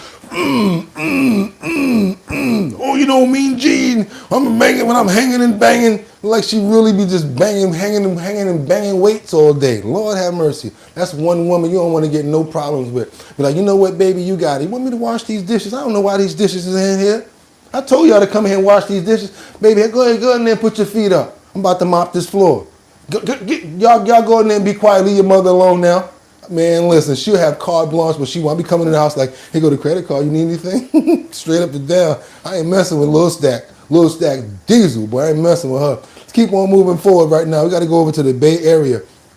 What is this called? Monterey County for the search for a 5-year-old that was swept away by Big Sur. At this point, they calling it a recovery situation right now, you guys. Let's keep on moving forward, you guys. Let's keep on going. Search for a missing 5-year-old girl lost off the Big Sur coast in heavy seas this weekend is now a recovery effort. We also now know that the identity of her father, who was killed trying to rescue the girl when they were swept into the ocean Friday afternoon along with the girl's mom, who survived. NBC Bay Area's Tom Jensen is in the newsroom with the latest details on this. It's a tragic family drowning. Tom. It certainly is. The Sheriff's Department confirmed tonight that the little girl was not wearing a life jacket when she was pulled into the ocean by 15 to 20-foot waves, and they have no hope that she'll be found alive now in the icy 59-degree ocean waters. This happened Friday at about 1 o'clock in the afternoon at Garrapatta State Beach along Highway 1 in Monterey County. You can see from the video just how rough the ocean was. Yes. What the hell are you doing with that baby out there? Y'all better not call me no victim shaming. What the hell are you doing with a baby with the waves out there? What are you doing? Today, witnesses said the father saw his 5-year-old girl struggling in the heavy waves, and when he tried to reach her, they were pulled farther from shore. A sheriff's commander said the father is 39-year-old Eugene Hugh from Calgary, Alberta, Canada. He jumped into the water to try to rescue his daughter, and in the process, mom also jumped into the water. It was reported to us that dad had a hold of his daughter at one point. Mom was able to get back to shore. The girl's mom was hospitalized overnight for mild hypothermia, but has been released and is now with the couple's 2-year-old, who was also at the beach Friday but was unharmed. While this is a recovery effort, state parks will continue to have foot patrols scanning the shoreline. Jesus Christ, that's a terrible, tragic event right there. Both of them lost their lives in that. Well, I'm so sorry that happened right there. We want to pray for those two. The family right now needs to recover those bodies and hope the mother and the 2-year-old are able to get through this and get through this. I don't even know what to say. That's terrible right there, you guys. And I hope to give them strength and resolve in this terrible, tragic time. Amen. Keep moving forward, you guys. Sad situation right there. Now we got to get on over to Charlotte. Because it's doom, doom, doom, doo, doo, doom, doom. Doo, doo, doom, doom. Doom, doom, doom, doo, doo, doom, doom. See why I pray? Doo, doo, doom, doom. That's right, ICE. That's right, you guys. Border Patrol snatches a man at the Walmart as new ICE operations kick in off in Charlotte. Charlotte's not playing. You guys, we're showing you a lot of information from all over where ICE has basically been cracking down. It's not just Indianapolis, not just Chicago, not just, Tennessee. They're everywhere now, and patrols are moving around, pulling people over and asking for passports. Look at him. Here we have the Border Patrol snatches a man at the Walmart as a new operation kicks off in Charlotte. This guy's just shopping at Walmart. Bitch ass nigga. They detained him in North Tryon Walmart. Yep. Looks like he was trying to bring his groceries. Got people yelling out. You're destroying people's families. Yeah, so all that man groceries is in the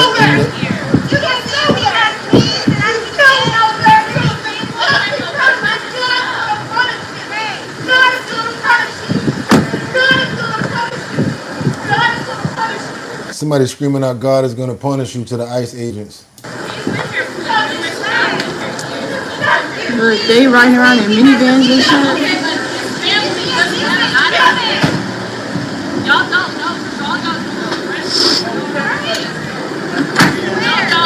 Y'all literally have been doing this. I've been seeing it all across America. No, y'all have not. Y'all literally arrest people for no fucking reason. Y'all You told her, have a great day. See y'all later. My job is done. I done rounded them up. Time to go. Sorry, you guys. I know you guys don't like seeing stuff like that. You hate to see it, but guess what? Gotta go. Gotta go. Sorry. You need to get here the right way and try to get your paperwork. And I understand you may have been a good, a good citizen. I mean, a good illegal trying to work and get your way illegal to the country. But right now they're really cracking down because the government feels like too many people came in and they took advantage. So now it seems like a bad thing, but they're going for anyone and everyone who does not have their paperwork correctly. Sad story, you guys. Want to get on over to this Jensen Huang information. Let's go over and do some stuff in the brain area, you guys. Let's get up out of this politics and this craziness. We got NVIDIA's Jensen Huang, who delivers the smallest supercomputer to Elon Musk. He delivered it personally. He's going to explain the computer and everything, you guys. Check this out real quick. How's it going? Good, how's it going? Is this your office? This is the rocket factory, the SpaceX rocket factory in Starbase, Texas. I just want everybody in the world to hear that you said I build bigger things than you do. You do. The data centers are very enormous.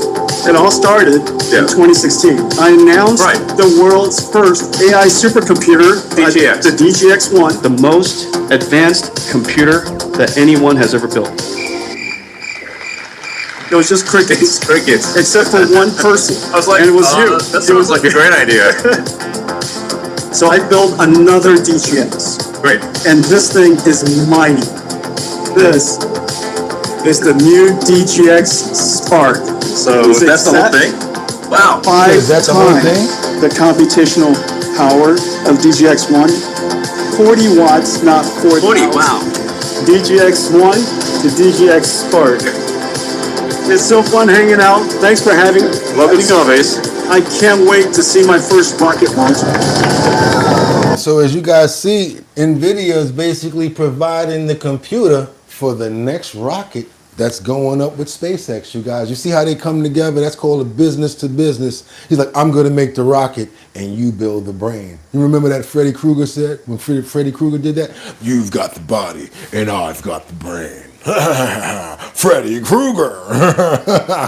I used to be scared to death of Freddy. Let's get on over to MO as they log crackdowns on the shoplifters who hit Chesterfield's outlet. Let's go, y'all. They're doing crackdowns on all of these people now who's trying to be stealing out of these malls. They're not playing no more. Well, new at 9, police recover more than $20,000 worth of stolen merchandise, some of it from Chesterfield. So these dudes been riding around, knocking people off and hiding it inside the hotel room. The cleaning lady went up in there and was like, how am I clean this? All this stuff is brand new and in bags. Check this out, y'all. It was part of an organized theft operation that hit cities all across the country.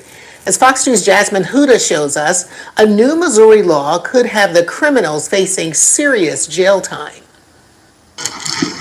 Look at this. Housekeeping did not touch the mess left in this hotel. They're like, housekeeping. Hotel room because it was a crime scene.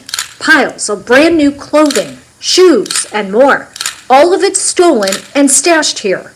It was uncovered by St. Charles police when they spotted a vehicle wanted by Chesterfield for stealing from the St. Louis premium outlets. We're talking well over a dozen stores that they were traveling around hitting. 2 suspects, one is from Tennessee, the other is from New Jersey.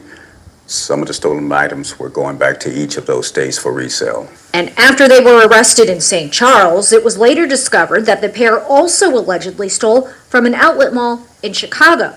Now, before, Chesterfield police would have had a hard time putting repeat shoplifters behind bars. We're talking about several different isolated incidents spanning several jurisdictions over a period of time. All of that has changed. Missouri's new organized retail theft law bumps up the penalty for repeat offenders by combining their cases from over a 120-day period. If someone were to, say, steal from 3 different shopping malls in the same month, all of those crimes would be pooled together, and the total value could lead to a more serious charge. It's a Class C felony if the value of stolen property is between $1,500 and $10,000. And it gets bumped up to a Class B felony if the value is more than $10,000. This needs to happen in more places so that these criminals can know that they can get in trouble for this stuff. Let these charges build up, and I'm hoping that it gets to a point where they can get some jail time after it. Because what happens is people like you and me, we got to worry about pressing a stupid button when we want to stick a deodorant. Ding, ding! And you got somebody coming with the key, like a warden, just to give you a stick of deodorant.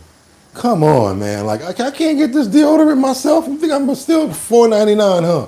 Or when you go in the store and they like, oh, let me check your bag, please. Check my bag. Yeah, because everybody else still, I'd be mad at that. So you know what I do? I ain't even going to lie, y'all. I don't give them my bag. I walk right by. They be like, your bag, sir. I'd be like this. Bag, sir. Bag, sir. Give me my damn bag. I don't know if you're going to steal something. I don't know if you got COVID on your fingers. I don't want you touching my stuff. No, thank you. And I need the bag because if I don't use my bag, now you're going to charge me for a bag. So is that the scam? Y'all going to take my bag at the door so when it's time for me to buy something, you're going to charge me for another one? Ain't nobody stupid. Let's keep on moving, y'all. We not dumb. We smart people over here. Let's go on over here to Florida, where a lack of training leads to one man losing his life after his car slids into mid-level water. These rescue fire department people, they don't know their ass from their elbow. I'm gonna tell you right now. They had no training in trying to go get this man out of the water, and it led to him losing his life. This terrible, tragic situation. Now to the search for thieves captured on home surveillance. No, I don't want no thieves. I ain't looking for no thieves. I want you guys to see this situation right here. Where's that? There you go. Right here. Hollywood 4 new video shows South Florida firefighters trying to save a husband and father from a car in a canal. Now he's having a seizure while he's in this car, and his car slid into the canal. They're supposed to try to, get him out, hopefully, right? Watch this. But the car ended up sinking, and now we're finding out what happens when the rescuers aren't properly trained to rescue. This is a tragic case that played out in Riviera Beach more than a year ago. Now, reporter Terry Parker has found, despite Riviera Beach being surrounded by water and canals, its firefighters had not been formally trained in this type of open water rescue. I always used to tell him right before he would leave, "Bye, I love you, be careful." Never a day went by I didn't say that to him. Gia Thomas never imagined those would be the last words she'd ever say to her beloved husband. Heath Thomas, a 53-year-old construction manager for the Palm Beach County School District, drove off toward work on April 22nd, 2024. Minutes later, his SUV veered off Garden Road and into a canal. When Riviera Beach firefighters arrived, Heath was alive, dazed but above water. He was having a seizure. When we first got here, he was shaky. Firefighters broke a window to reach him. He resisted, and then something went terribly wrong. You can see the firefighters pulling open the back door of Heath's vehicle. The car lurches, fills, and begins to sink. Within seconds, Heath's SUV vanishes beneath the dark water. While the firefighter... So not only did El Fulio open the door so all the water could go in, he kept on breaking the windows. And then they didn't want to report it and say that they had nothing to do with it. Let's keep on going, y'all. Swim back to shore. For months, Gia never knew any of this. I thought they were doing everything they could do for him. I really did. That's because the medical examiner's report she received said this about the firefighters' attempted rescue. Despite their best efforts, Heath was pronounced dead at the scene. But meantime, highly ranked firefighters from other departments were telling me the rescue was extremely troubling. So I reached out to Riviera Beach, where I learned Chief John Curd had quietly ordered an outside review. I made a public records request for that 155-page report by Blueprints for Safety in Miami. In it, the investigators concluded the firefighters who went into the canal made several critical mistakes. They shattered the driver's window and opened a rear door, which caused the SUV to sink before they could reach the victim. They entered the water without the required safety setup, no safety diver, no line tender, and no rope tie-offs, and without confirming anyone's training to perform open water rescues. The report concludes the firefighters did their best under difficult circumstances, but there was a lack of training and safety measures. What they did was when they saw the car starting to go down in the water, they turned around and got up out of it. They just swam back to shore. That's what they said. When I gave Gia a copy of the report, she asked to see the video of her husband's final moments. All right, Gia, I'm going to show you this video. It's going to be hard to watch. I know, I'm ready. She watches in stunned silence. Then comes the question she can't stop asking. Why would you open the door to a car that's not sinking? To a car that's not It's just like you would think these people would know this. I'm not a firefighter and I know that. According to the report, the mistake wasn't hers to understand. It was the department's failure to train its own. The report concluded that the incident commander and assistant chief on scene failed to follow several standard operating guidelines, and that none of the responding firefighters said they had ever been trained by the department for this type of water rescue.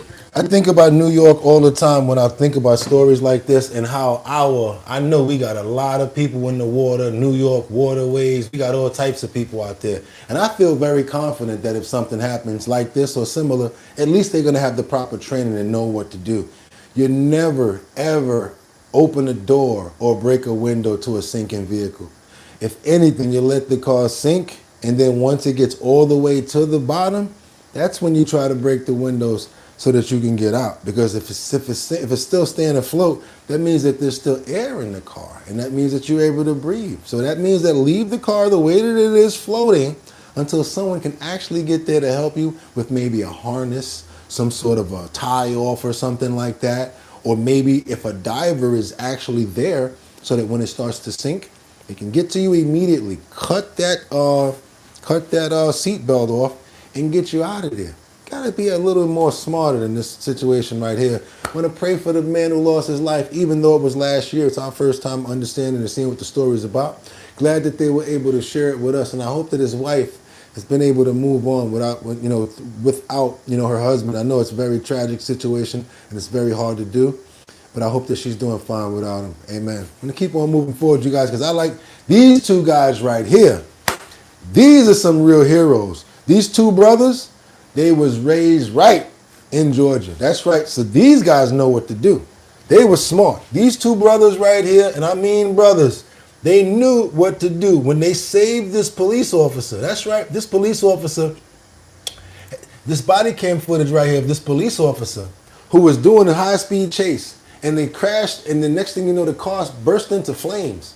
Two brothers and a bystander pulled the injured Atlanta police officer from the burning car and saved his life. Everything was caught on body cam. And not only that, some lady even took his microphone and called in for backup. You talking about some people that knew how to take care of a situation? Y'all check this out right here. And guess what? None of them had training. Let's go.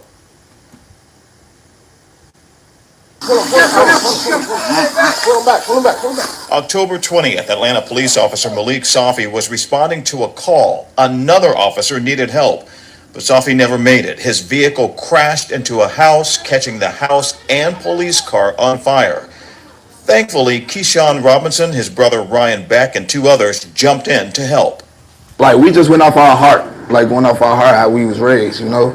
We wouldn't want to see nobody suffer in that type of situation, so we just hopped out and sprung to action. Pull him back.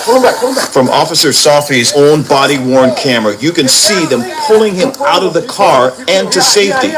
That's Robinson in the white t-shirt and red hat. We just got to just trying to comfort him and let him know that he wasn't there by himself. But they all were still in danger. One of his guns that was in the car actually started going off. They're forced to move Safi. So because of the fire, the pow that the police officer had in the car starts going off and aiming towards them. And they had to pull him even further. Again, dodging those bullets and the growing fire. We pulled him out of the yard and onto the sidewalk. And everybody was just ducked behind the trees and everything. One of the citizen heroes, this woman who is still unknown, gets on Safi's police radio. We have an officer now. Officer S-A-F-I. Hello? On North Avenue. On North Avenue. Yeah, hurry up. He's been in a wreck. His leg is broke. She tells dispatch, officer down. Soon, medics and other officers were on the scene, and Officer Safi was taken to the hospital. There you go. Heroes. Robinson and Beck said their mother, that's her right there, raised them by the golden rule. So just treat people how you want to be treated. And I always be there. If you can't help.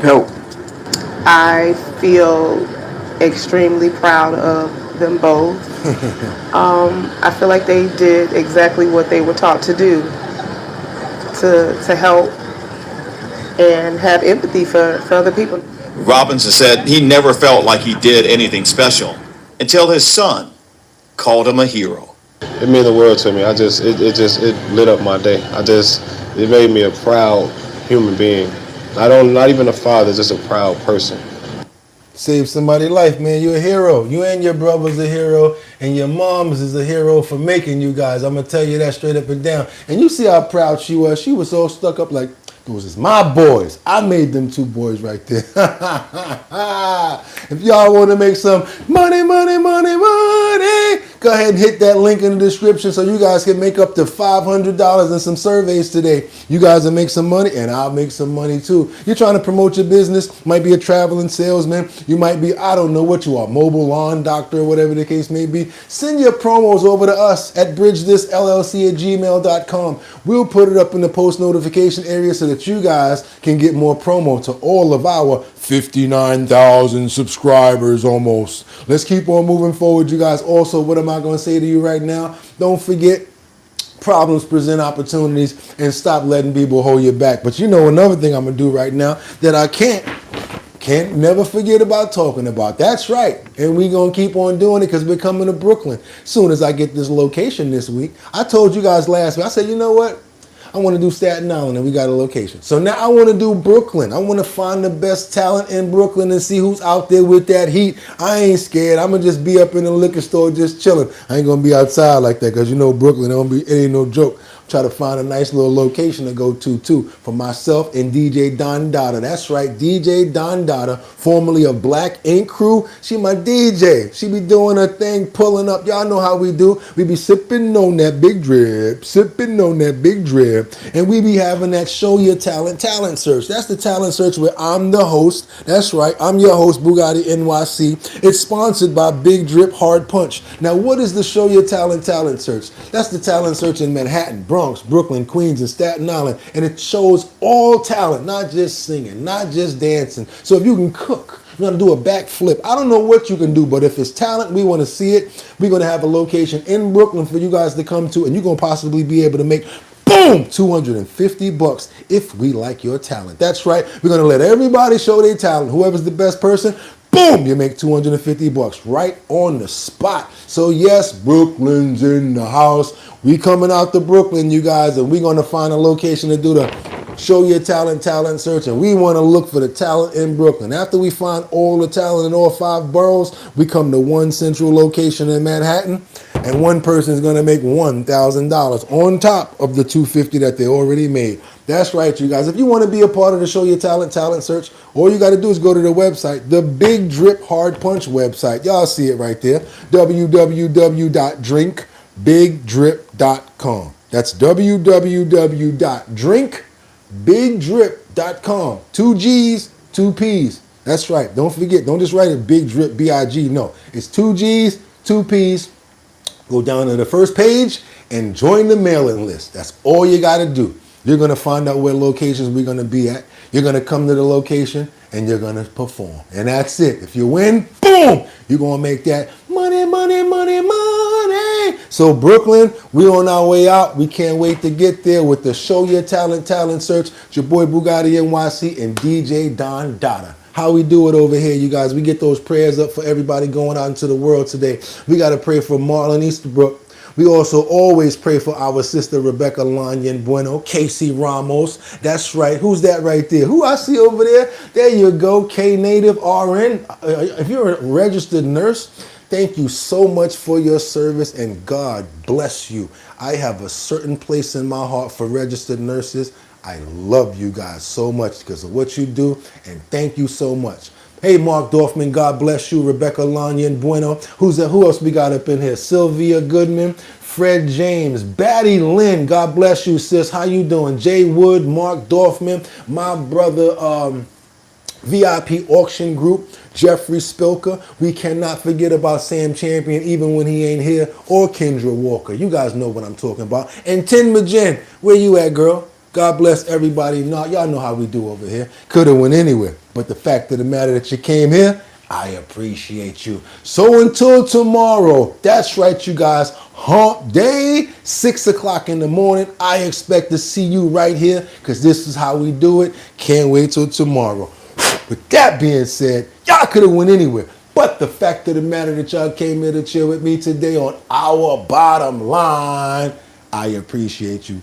So until tomorrow, get 'em! Peace.